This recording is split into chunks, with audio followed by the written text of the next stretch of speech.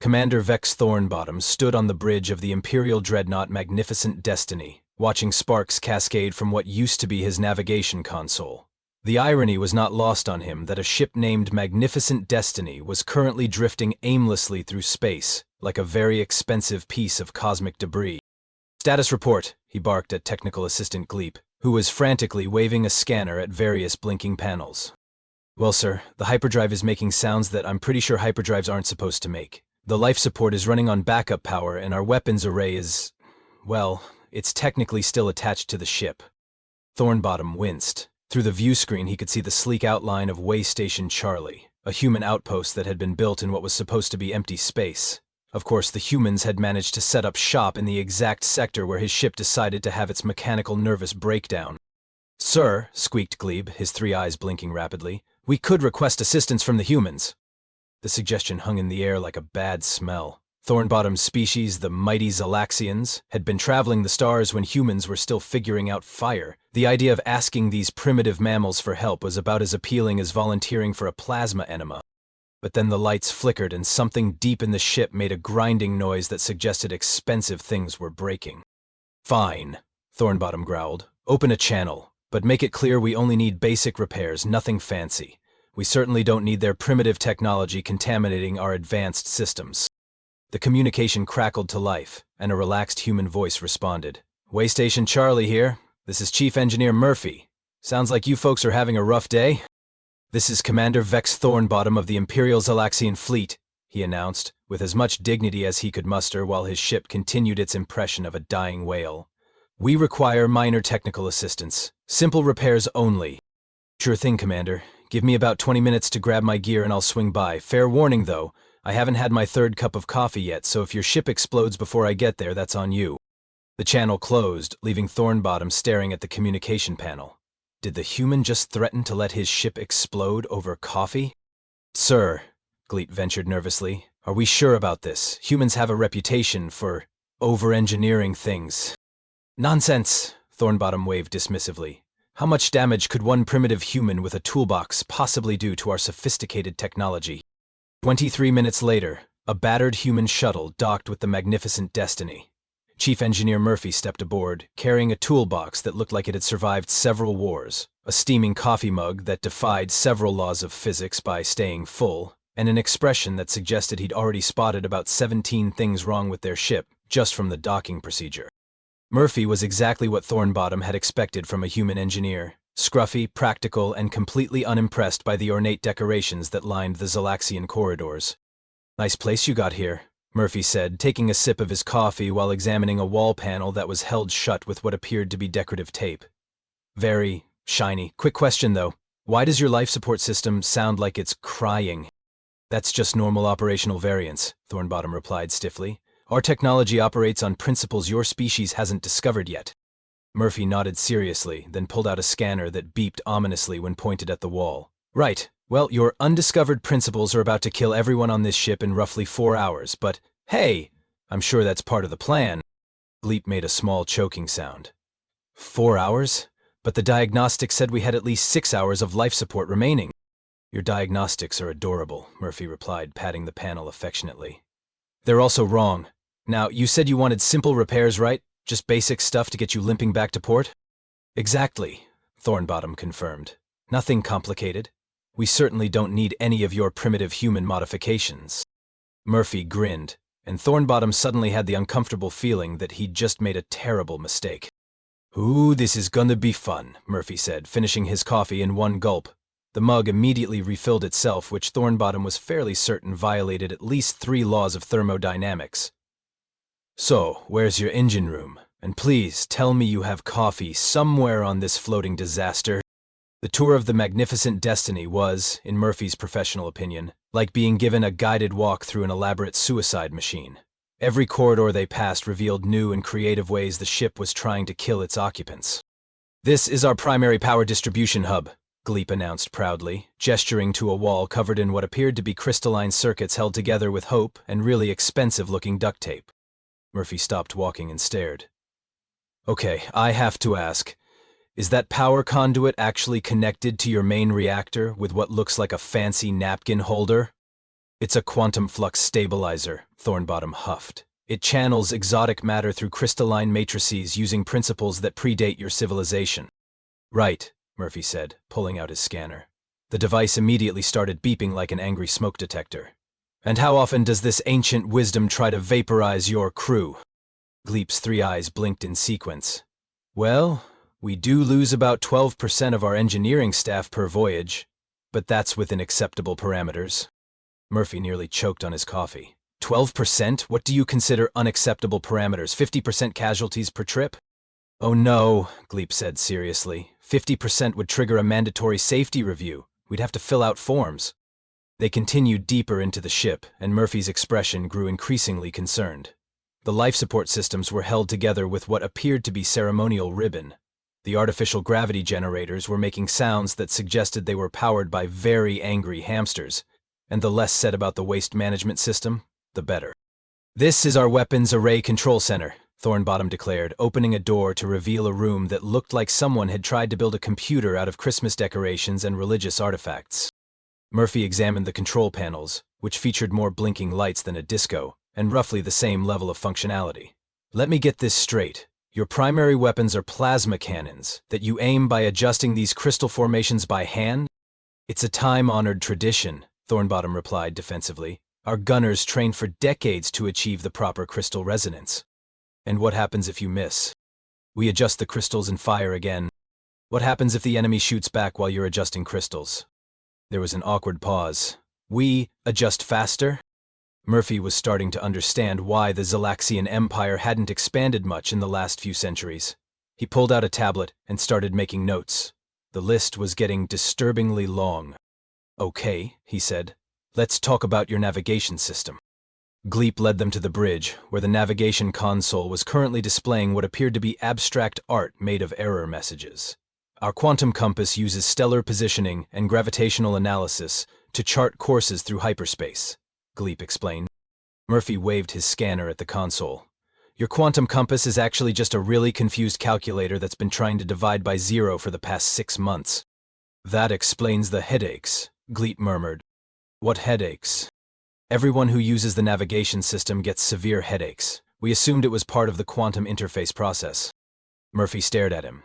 Your navigation system is literally giving your crew brain damage, and you thought that was a feature? Well, when you put it like that, it sounds bad. It is bad, Gleep. It's really, really bad. Thornbottom crossed his arms.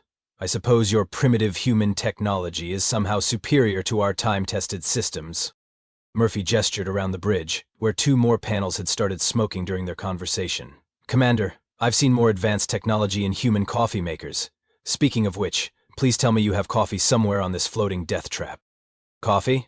Gleep looked confused. What's coffee? Murphy went very still. His scanner drooped in his hand like a wilted flower. What do you mean, what's coffee? Is it some kind of human ritual beverage? Ritual beverage, Murphy repeated slowly. Gleep, coffee isn't a ritual. Coffee is life. Coffee is the fundamental force that powers human civilization. Coffee is the difference between good morning and I will end you. Thornbottom snorted. Surely you're exaggerating the importance of a simple beverage. Murphy turned to look at him with an expression that could have melted hull plating. Commander, I've been awake for 18 hours fixing broken human technology that actually works. I'm now looking at Zalaxian technology that's held together with wishful thinking and craft supplies, and you're telling me that not only do you not have coffee, but you don't even know what coffee is? That's correct. Murphy was quiet for a long moment. Then he pulled out his communicator. Murphy to Waystation Charlie. Go ahead, Chief. I'm going to need the emergency repair kit, the big one, and send Lieutenant Bolt with a supply shuttle, full cargo bay. How big a disaster are we talking about, Murphy? Murphy looked around the bridge, where Gleep was now trying to put out a small fire with what appeared to be a decorative fan. Remember the Kepler station incident? The one where you rebuilt their entire power grid? Bigger. The Titan mining platform overhaul? Bigger. There was a pause. Murphy, please tell me you're not about to rebuild an entire alien warship. Murphy watched Thornbottom trying to help Gleep with the fire by waving a ceremonial scepter at it. I'm not going to rebuild their warship, Murphy said calmly. I'm going to build them a new one. Same hull, everything else gets replaced. Oh, and send coffee. Lots of coffee. These people are going to need it. Lieutenant Zara Bolt arrived like a hurricane with a tool belt. Her shuttle docked with what Murphy generously called enthusiasm, and what Thornbottom would later describe to his therapist as an act of controlled violence against our hull integrity. "Murphy!" she called out, bounding onto the bridge with the kind of energy that made Coffee nervous. "I brought the good stuff. We've got plasma welders, quantum processors, 3 different types of reactor cores, and a full weapons package because honestly their gun ports looked sad from the outside." "Weapons package?" Thornbottom sputtered. "We specifically requested simple repairs." Zara looked at him like he'd just suggested they navigate by throwing dice. "Commander, with respect, your weapon system is basically a very expensive way to politely ask enemies to please go away. What you need is something that can actually shoot back. Our plasma cannons have served the Zelaxian Empire for 300 years.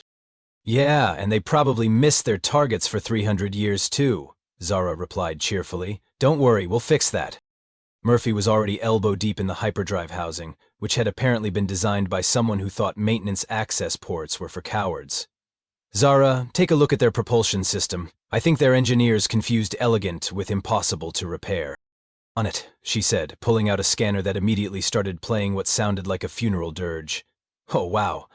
Murphy, their hyperdrive is held in place by ceremonial brackets. Ceremonial brackets? Yeah, they are engraved with little prayers and everything. It's actually kind of sweet, in a this will definitely kill everyone sort of way. Leap hovered nervously nearby, taking notes on a tablet that appeared to be made of crystallized tree sap. Should I be writing this down? 'Cause I feel like I should be writing this down. Write down everything, Murphy called from inside the hyperdrive housing. Your people are going to want a full report on why their flagship suddenly stopped being a flying coffin. It's not a flying coffin, Thornbottom protested. Murphy's voice echoed from the machinery. Commander, your hyperdrive cooling system is a decorative fountain, an actual fountain, with little fish swimming in it. The fish serve an important purpose. They indicate when the coolant temperature is too high, by swimming in distressed patterns. There was a long silence. Then Zara started giggling. Fish, Murphy said slowly. You use fish as temperature gauges. It's traditional. It's insane. Murphy emerged from the hyperdrive, covered in coolant and looking like a man who'd seen too much. Zara, please tell me you brought the emergency psychology kit, because I think I'm having a breakdown. Fresh out of psychology, Zara replied. But I did bring enough firepower to level a small moon. Want me to start installing the new weapons while you work on keeping this thing from exploding? New weapons? Thornbottom's voice cracked. We don't need new weapons. Murphy wiped coolant from his eyes. Commander, your current weapons couldn't threaten a particularly aggressive space pigeon. We're not installing new weapons, we're installing weapons, period. But the crystal alignment systems are sacred to our people. Sacred or not, they don't work, Zara said, already pulling what appeared to be a small but very serious-looking cannon out of her supply crate. This, on the other hand, works great. Point it at something you don't like, pull the trigger, problem solved. Leap's tablet made a nervous beeping sound. Should I be concerned that Lieutenant Bolt just pulled a military-grade plasma cannon out of her repair supplies? That's not a plasma cannon, Zara corrected. That's a plasma cannon's bigger, angrier cousin. The plasma cannon is over there. She pointed to an even larger weapon that was somehow still in the supply crate. Thornbottom sat down heavily in his command chair, which immediately made a concerning, cracking sound. This was supposed to be simple repairs. It is simple, Murphy assured him, now working on what appeared to be the ship's entire electrical grid simultaneously. We're simply replacing everything that could kill you with things that won't kill you. It's the simplest thing in the universe. What about our navigation system? Your navigation system is getting a complete overhaul. No more quantum compass, no more brain damage, and definitely no more using stellar positions from maps that are older than your civilization. Those maps are historical artifacts. Those maps are wrong, Zara called out, now somehow installing 3 different weapon systems at once. Half the stars they reference don't exist anymore, and the other half moved. You've basically been navigating by astrology. Murphy's communicator crackled. Murphy, this is Waystation Charlie. We're getting some unusual energy readings from your location. That's just the ship coming back to life, Murphy replied. Nothing to worry about. The readings suggest someone just installed enough firepower to sterilize a small planet. Murphy looked at Zara, who was now attaching what appeared to be a missile launcher to their port weapons array. That's not inaccurate. Murphy. Yes? Please tell me you're not turning an alien diplomatic vessel into a dreadnought. Murphy looked around the bridge, where Gleep was staring in fascination at a new control panel that had more buttons than their old one had blinking lights, and Thornbottom was making small whimpering sounds as he watched centuries of Zalaxian tradition get systematically replaced with things that actually functioned. I'm not turning it into a dreadnought, Murphy said carefully. Good. I'm turning it into 2 dreadnoughts worth of ship that just happens to look like one ship. The silence from the communicator was deafening. Murphy? Yeah? Next time, just let them explode. It's easier on everyone's paperwork. By hour 6 of what Thornbottom had naively believed would be a simple repair job, the magnificent destiny had become unrecognizable. The gentle hum of failing Zalaxian technology had been replaced by the confident purr of human engineering, and everywhere the commander looked, his ancient ship was sprouting new additions like some kind of mechanical fungus. Murphy! He called out desperately, watching the human engineer install what appeared to be his 15th different type of coffee brewing system in the recreation area. I thought you were fixing our hyperdrive. I did fix your hyperdrive, Murphy replied, not looking up from the gleaming chrome espresso machine he was calibrating. 3 hours ago. Then I fixed your life support, your power grid, your artificial gravity, and your waste management system. Now I'm working on crew morale, which, according to my scans, was running dangerously low. Crew morale doesn't require 17 different coffee brewing methods. Commander, you clearly don't understand the relationship between coffee and productivity. This here is a standard espresso machine for your basic caffeine needs. Murphy patted the chrome beast affectionately. That one over there is a Turkish coffee setup for contemplative moments. The big industrial unit by the wall is for emergency situations when you need to caffeinate an entire boarding party. And this little beauty, he gestured to a delicate glass contraption that looked like it belonged in a chemistry lab, is a cold brew system for those long strategic planning sessions. Gleep, who had been following Murphy around with the dedication of a lost puppy, held up his tablet. Sir, should I add coffee infrastructure to our systems report? Add whatever you want, Thornbottom muttered, watching Zara weld what appeared to be a small space station to their forward hull. At this point, I'm not sure what ship I'm commanding anymore. You're commanding the most advanced vessel in your fleet, Zara called out cheerfully, sparks flying from her welding torch. Possibly in your entire empire. This baby can now outgun, outrun, and out-caffeinate anything in a 12-parsec radius. The bridge doors whooshed open, and Admiral Stuffington strode in with the kind of pompous authority that suggested he'd never actually been shot at in space. His ornate uniform jangled with ceremonial medals, and his expression radiated the particular brand of outrage that only senior bureaucrats could achieve. Commander Thornbottom, he bellowed, what is the meaning of this sacrilege? Thornbottom looked around the bridge, which now featured twice as many functional control panels, actual ergonomic seating, and what appeared to be a small coffee bar in the corner. Admiral, I can explain. Explain? Explain why our proud flagship now looks like it was designed by caffeinated barbarians? Explain why there are humans crawling all over our sacred vessel, installing their primitive technology? Murphy poked his head up from behind a newly installed tactical console. Primitive technology? Admiral, with respect, your advanced systems couldn't successfully target a stationary asteroid if it painted a bullseye on itself and sent a formal invitation. Admiral Stuffington's face turned an interesting shade of purple. How dare you insult the technological achievements of the Zalaxian Empire?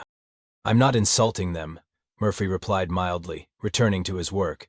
I'm replacing them. There's a difference. This is outrageous. Commander, you were ordered to make minimal repairs, not whatever this is. Gleep cleared his throat nervously. Sir, if I may, the humans have significantly improved our operational capabilities. Our power output has increased by 400%, our weapons range has tripled, and our coffee situation has gone from non-existent to what Lieutenant Bolt describes as seriously impressive. Coffee situation? What does coffee have to do with military operations? Zaret dropped down from the ceiling where she'd been installing what looked suspiciously like a missile guidance system. Everything, Admiral. You can't run a proper starship without proper coffee. It's like trying to fly without engines. Press you. Murphy stood up, wiping his hands on a rag. Admiral, let me show you something. He walked over to the new tactical display which lit up with a 3-dimensional representation of their current sector. This is your old sensor range. A small sphere appeared around their ship. This is your new sensor range. The sphere expanded to roughly the size of a small solar system. Admiral Stuffington's mouth fell open. Your old weapons could effectively engage targets at about 50,000 kilometers, assuming perfect conditions and a really good gunner having the best day of his life. Your new weapons can accurately hit targets at 2 million kilometers while the gunner is taking a coffee break. That's impossible. It's Tuesday, Zara corrected. On Earth, we call this Tuesday-level military technology. Wait until you see what we can do when we're really trying. Murphy continued his demonstration. Your old shields could deflect small asteroids and maybe hurt someone's feelings. Your new shields could probably stop a small star from exploding, though I wouldn't recommend testing that. But the expense, Admiral Stuffington sputtered. The modifications, the paperwork. Oh, about that, Murphy said, pulling out a tablet. Here's your bill.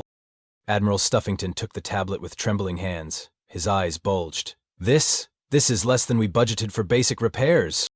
Bulk discount, Murphy explained. We had most of this stuff lying around anyway. Humans tend to over-engineer everything, so we always have spare military-grade equipment gathering dust. You have military-grade starship weapons just lying around? Well, yeah. What else would we do with them? It's not like we can use them all. There's only so many pirates and hostile aliens to shoot at. Zara nodded sagely.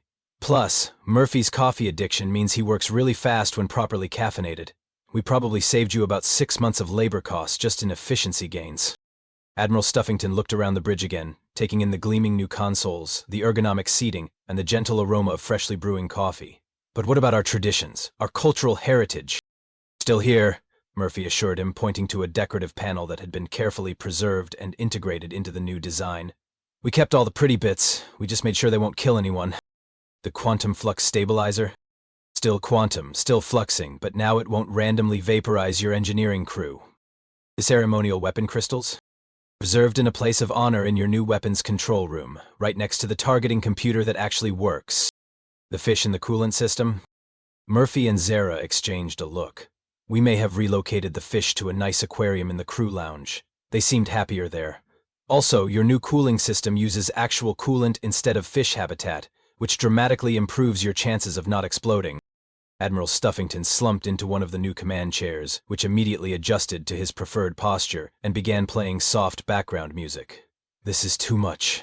How am I going to explain to the High Command that our flagship now has better technology than our entire fleet combined? Easy, Murphy said, starting up one of the new coffee machines. Tell them you discovered that humans are really good at making things not explode. Also, try this coffee. It'll change your life. He handed the Admiral a steaming mug. Stuffington took a tentative sip, and his expression went through several interesting changes. This is actually quite pleasant, right? And that's just the basic blend. Wait until you try the emergency boarding party mixture. It's got enough caffeine to wake the dead. Bleep raised his hand tentatively. Question, are we still technically a Zalaxian vessel, or have we accidentally become human? You're still Zalaxian, Zara assured him. You just happen to be Zalaxian with dramatically better survival odds and significantly improved beverage options. Admiral Stuffington took another sip of coffee and looked around the transformed bridge. I suppose there might be some strategic advantages to these modifications. There definitely are, Murphy agreed. For instance, your ship can now actually win a fight instead of just participating in one. That's got to be worth something in the strategic advantages department. And the coffee really is exceptional, the Admiral admitted. Coffee makes everything better, Zara nodded sagely. It's like a universal law or something. Thornbottom, who had been unusually quiet during this exchange, finally spoke up. Murphy, I have to ask. When you said you were going to fix our ship, did you always plan to completely rebuild it?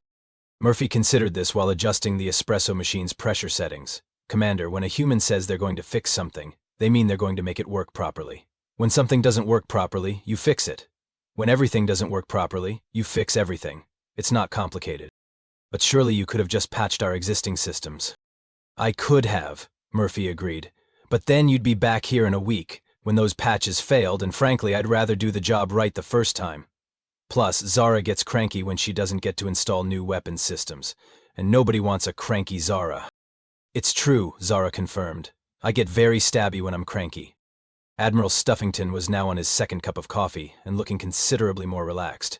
Perhaps we should consider extending these improvements to other vessels in our fleet. We'd be happy to help, Murphy said. Though you might want to warn your crews about the coffee.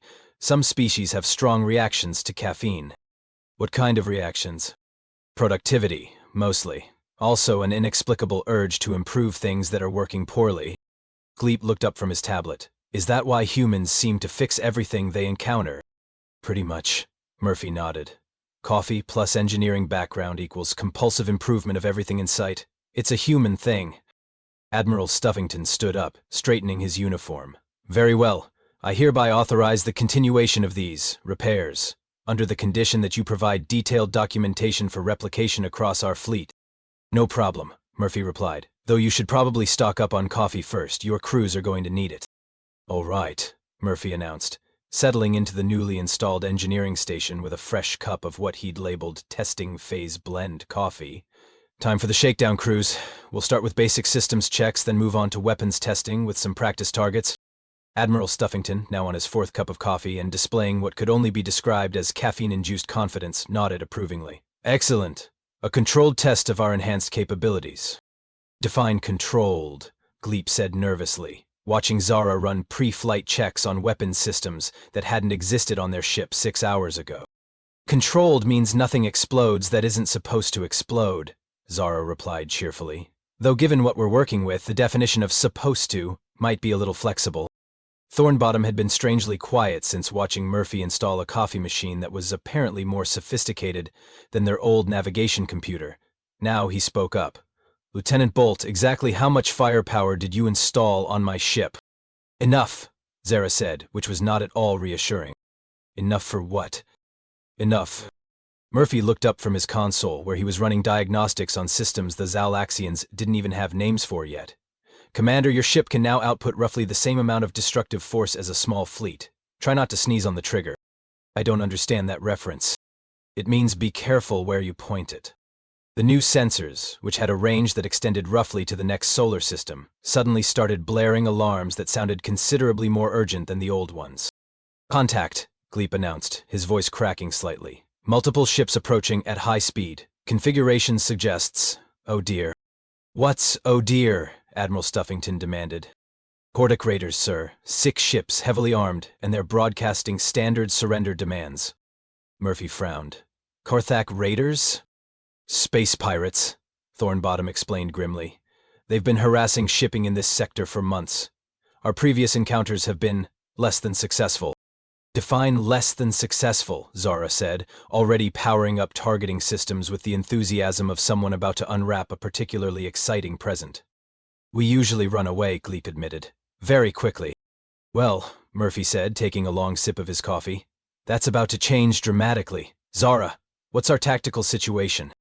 Zara's console lit up like a Christmas tree designed by someone with access to military-grade fireworks. 6 raiders, standard Korthet configuration. They're running with minimal shields, basic weapons, and what appears to be overconfidence. Their lead ship is broadcasting threats in 17 different languages. How considerate, Admiral Stuffington muttered. The communication system crackled to life with a voice that sounded like gravel mixed with arrogance. Zalaxian vessel, this is War Chief Skarlog of the Korthak Horde. Surrender your cargo and prepare to be boarded, or we will reduce your pathetic ship to scrap metal. Thornbottom reached for the communication controls with the resigned air of someone about to perform a familiar ritual. War Chief Skarlog, this is Commander Thornbottom. We have no cargo of value and request safe passage through this sector. Your request is denied, Zalaxian coward. Prepare to die. Well, Murphy said conversationally, that was rude. Zara was practically bouncing in her seat. Murphy, can I show them the new toys? Please. I promise I'll be gentle. Define gentle. I'll leave enough pieces for positive identification. Admiral Stuffington looked alarmed. Lieutenant, surely we should attempt diplomatic resolution first. We did, Murphy pointed out. They told us to prepare to die. I'm pretty sure that concludes the diplomatic phase of this encounter. The lead Korthak ship fired what appeared to be their main weapon, a plasma cannon that would have been impressive if they'd been fighting someone else's ship. The blast struck their forward shields and accomplished approximately nothing except making a pretty light show. Zara said, checking her readings. They're actually shooting at us? That's adorable. Our shields? Thornbottom asked. What shields? Murphy replied. Oh, you mean are our shields taking damage? No, that was more like someone throwing pebbles at a battleship. War Chief Scarlag's voice came over the comm again, now sounding considerably less confident. What? What kind of shields are those? The kind that work, Zara announced, then switched to the external speakers. Attention Korthak Raiders, this is Lieutenant Zara Bolt of the Terran Engineering Corps. You have 3 seconds to withdraw from this sector before I demonstrate why humans don't use the term space pirates in polite conversation anymore. Terran? Scarlag's voice cracked. There are humans on that ship? Humans built this ship, Zara corrected. Well, rebuilt it, same difference. 2 seconds. Wait, humans built that thing? Horn second. We surrender. Too late, Zara announced gleefully, and pressed what Murphy would later describe as the make problems go away button. What happened next would become the subject of several military case studies, and at least one philosophical paper on the nature of disproportionate response. The Magnificent Destiny's new weapon systems engaged with the kind of precision that suggested they were less interested in destroying enemy ships, and more interested in demonstrating the fundamental differences between human and everyone else's approach to space combat. The first Korthak Raider simply vanished. One moment it was there, the next moment there was a briefly expanding cloud of particles that had once been a ship. Oops, Zaro said. I think I had that one set to disintegrate instead of disable. My bad. The second Raider attempted evasive maneuvers which might have worked against traditional Zalaxian weapons but proved tragically inadequate against targeting systems that could track individual coffee beans in a hurricane. It lasted roughly 3 seconds longer than the first ship. This is War Chief Scarlag, came the panicked voice over the comm. We surrender. We surrender completely. You already used up your surrender, Zara replied, now targeting the third ship with what appeared to be entirely too much enthusiasm. This is why you should read the fine print on your piracy contracts. The third Raider exploded in a fireball that briefly outshone the local star. Zara, Murphy said mildly, maybe ease up a little? We're supposed to be testing the systems, not committing genocide. Right, sorry. She adjusted her targeting parameters. The fourth Raider was struck by what looked like a much smaller beam, which neatly removed its weapons and engines, while leaving the crew compartment intact. How's that? Better. More surgical. We surrender, Scarlag screamed. Please stop shooting. We have families. You should have thought of that before you became pirates, Admiral Stuffington said sternly, apparently having discovered that coffee made him significantly more militarily decisive. The fifth Raider, displaying a level of intelligence rare among pirates, immediately jettisoned all its weapons and began broadcasting surrender signals in every language it could think of. I like that one, Zara said approvingly. It's showing proper respect for superior firepower.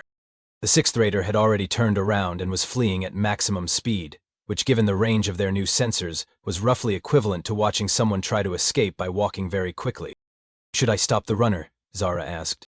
Let it go, Murphy decided. Someone should survive to tell the story. It's good for our reputation. Gleep stared at his tactical display in absolute fascination. We just defeated 6 Korthak Raiders in under 2 minutes.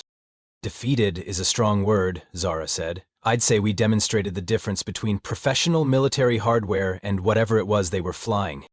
Thornbottom was looking around his bridge as if seeing it for the first time. We won. We actually won a fight. You didn't just win, Murphy corrected. You won so decisively that I'm pretty sure we just redefined what the word victory means in this sector. Admiral Stuffington was staring at the tactical display, where the remaining pirates were frantically broadcasting apologies and surrender documents. Lieutenant Bolt, exactly how much more powerful are we than we used to be? Well, Zara said, running some quick calculations. Your old weapons could probably have damaged one of those raiders if you hit it enough times, and it wasn't shooting back.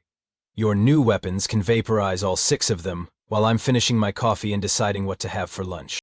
That's a significant improvement. It's Tuesday-level improvement, Zara agreed. Wait until you see what we can do with the really advanced stuff. Murphy's communicator crackled. Murphy, this is Waystation Charlie. We're detecting some unusual energy discharges from your location.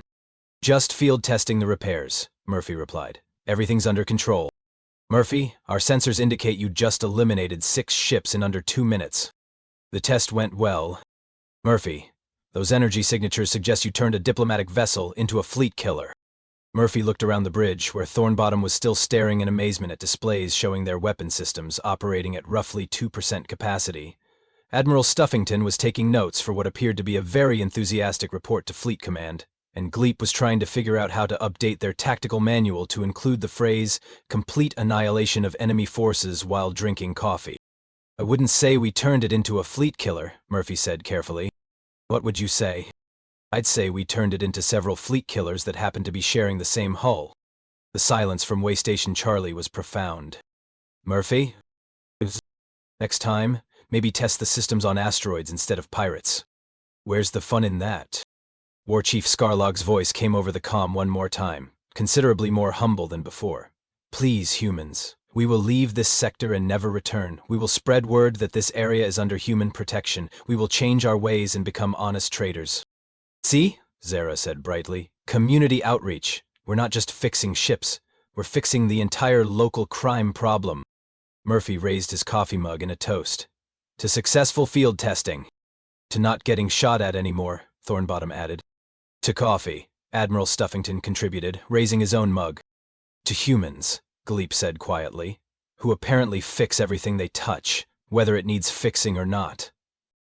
And in the distance, the surviving Kortak raider continued, fleeing at maximum speed, broadcasting a message that would soon make the Magnificent Destiny the most famous ship in 3 sectors.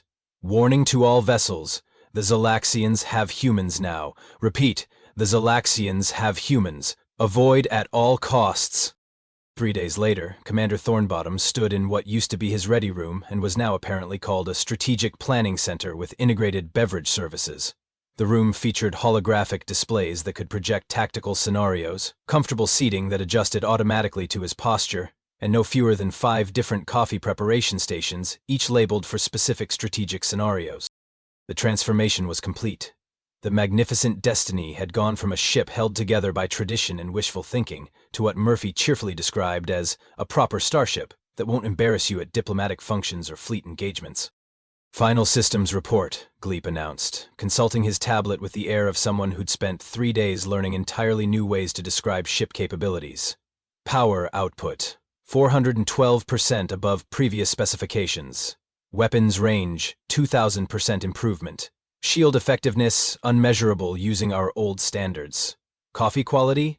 Transcendent. Transcendent? Thornbottom raised an eyebrow. I've been learning human terminology, Gleep explained. Lieutenant Bolt says that when something is so much better than what came before, that comparison becomes meaningless. Humans call it transcendent. Admiral Stuffington, who had taken up permanent residence on the bridge and was currently working on what appeared to be his 15th cup of coffee in 6 hours, nodded approvingly. The High Command is going to want detailed reports on every modification. They're particularly interested in the defensive capabilities.